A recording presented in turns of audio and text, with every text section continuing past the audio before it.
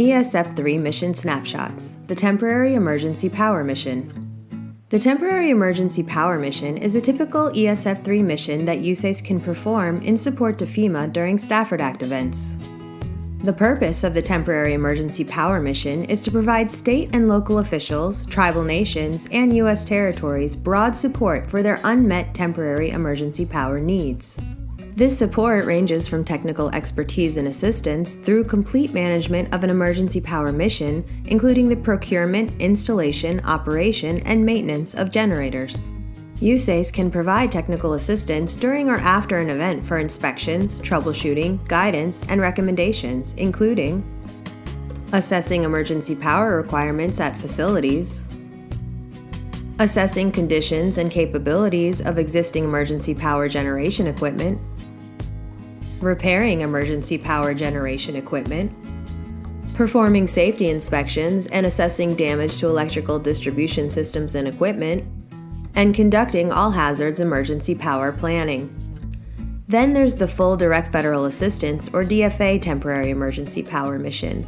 Full DFA Temporary Emergency Power Missions involve the combined efforts of multiple parties, including a USACE Planning and Response Team, or PRT, the 249th Engineering Battalion, also known as Prime Power, civilian USACE management teams, as well as USACE Deployable Tactical Operations Units, or DTOS, the USACE Advanced Contract Initiative, or ACI contractor, and our federal and state partners.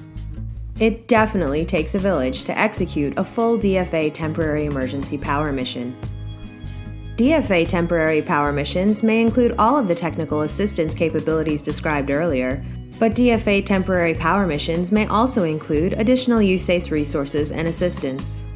Under a DFA Temporary Power Mission, USACE can assist state and local officials, tribal nations, and U.S. territories in determining priorities for assessing and installing generators at critical public facilities, assess facilities to determine suitability for a generator, location for its placement, and match it with the correct generator configuration, prepare, haul, and install generators, operate, fuel, service, and perform maintenance of installed generators, deinstall and return generators. This can also include remediation of the generator installation site to its pre-installation site condition, provide service, maintenance, and repair of generators for their return to long-term storage to ensure they are fully mission capable.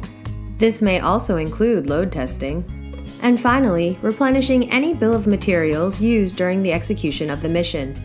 Operational maintenance of FEMA generators is performed by a combination of 249th, PRT, and contractual support. It's important to note that during DFA Temporary Emergency Power Missions, facilities requiring generators must be prioritized by FEMA and the state, tribal, territorial, and/or local government. Facilities requiring generators are typically prioritized in the following order. Life-saving facilities come first, for example, 911 centers, police stations, fire stations, and medical facilities. Life-sustaining facilities, for example, water and wastewater treatment and pumping facilities, are the second priority. And finally, other municipal facilities to reinstitute local command and control and post-event recovery. The Temporary Emergency Power Mission is incredibly complex, with lots of moving parts and pieces, both literally and figuratively. For more information on the Temporary Emergency Power Mission, contact the USACE Great Lakes and Ohio River Division, or LRD, the proponent MSC for temporary power.